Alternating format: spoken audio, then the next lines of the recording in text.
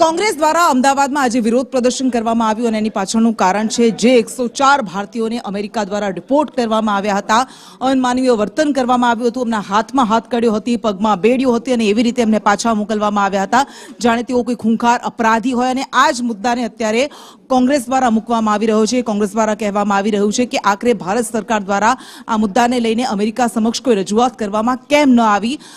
અમદાવાદમાં અત્યારે કોંગ્રેસના કાર્યકર્તાઓ દ્વારા આ મુદ્દાને લઈને વિરોધ પ્રદર્શન કરવામાં આવી રહ્યું છે।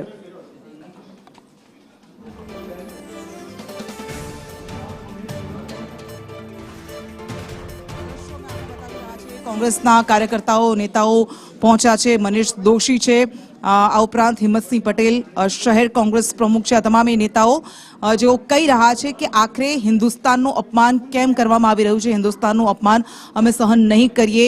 એ ગેરકાયદેસર ઘૂસ્યા હતા, એમને મોકલવામાં હક છે એ અમેરિકાના કાયદા પ્રમાણે, પરંતુ શા માટે એમને હાથમાં બેડીઓ બાંધીને, હાથ કડીઓ બાંધીને, પગમાં બેડીઓ બાંધીને એક અપરાધીની જેમ જાણે કે તેઓ કોઈ આતંકી હોય એવી રીતે એમના પર ટોર્ચર કરવામાં આવ્યું હતું અને એમને મોકલવામાં આવ્યા હતા। ભારતીયોનું અપમાન સહન નહીં કરે હિન્દુસ્તાન, આ લખેલા બેનર્સ અત્યારે બતાવવામાં આવી રહ્યા છે। કોંગ્રેસના કાર્યકર્તાઓ દ્વારા સૂત્રોચ્ચાર કરાઈ રહ્યા છે। બેડીઓ પહેરાવીને ભારત પરત મોકલ્યા છે અને આજ ક્રાંતિ કોંગ્રેસ દ્વારા પ્રતિકાત્મક વિરોધ બતાવવામાં આવી રહ્યો છે। હાથમાં પ્રતિકાત્મક હથકડી પહેરીને વિરોધ દર્શાવી રહ્યા છે અને ભારતની જે વિદેશ નીતિ ફેલ થઈ હોવાના દાવા કરે છે। આપણી સાથે અમદાવાદ શહેર કોંગ્રેસ પ્રમુખ છે। શું કહેશો, આ વિરોધ કરવામાં આવ્યો છે, શું માંગ કરવામાં આવી છે જેથી કરીને ભારતીયનું જે અપમાન થયું છે તેનો બદલો લઈ શકાય?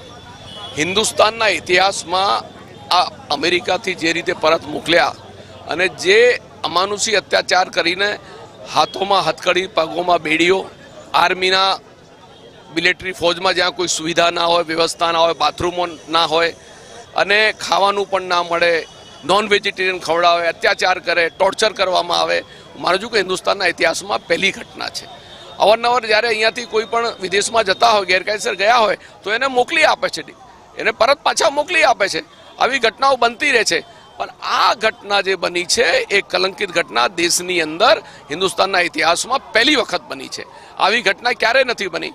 કાલે આપણે ગુજરાતની દીકરીનો એક ઇન્ટરવ્યૂ આવ્યો છે, એને જે બધી વાત કરી છે કે જે ડિટેન્શન સેન્ટરમાં રાખ્યા છે ત્યાં દોજખ જેવી જિંદગી અને જે અત્યાચાર એમની ઉપર ગુજારવામાં આવે છે, ખાવાનું નથી આપવામાં આવતું, ખાઓ તો નોનવેજ ખાઓ, કાચું પાકું આપે અને રાત્રે 2-2 વાગે ઉઠાડીને કડકડતી ઠંડીમાં ઠંડા પાણીથી નાહવું પડે।